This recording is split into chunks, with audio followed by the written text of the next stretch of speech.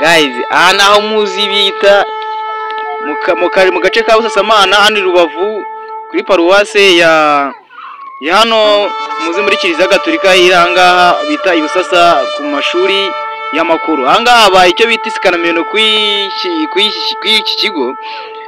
Twari twagiye kureba dusanga ibintu bimeze neza, padiri bari mu bice bita mu butembere, gutembera Kiliziya.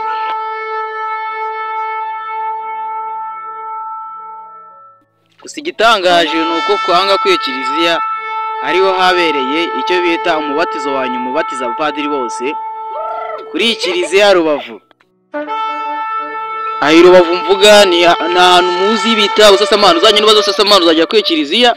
Ubu ngubu turi icyo mwita mu isakaramento, turi gutembera inyuma ya Kiliziya. Nanjye ndi gufotora nyine abantu nta muri kureba kwivuga bihari, abantu bameze neza bararyoshye bagenda kurikira padiri. Ubu ngubu cyo turi gukora ni ukugira ngo uku kwezi kuzarangiye tumeze neza turyoshye.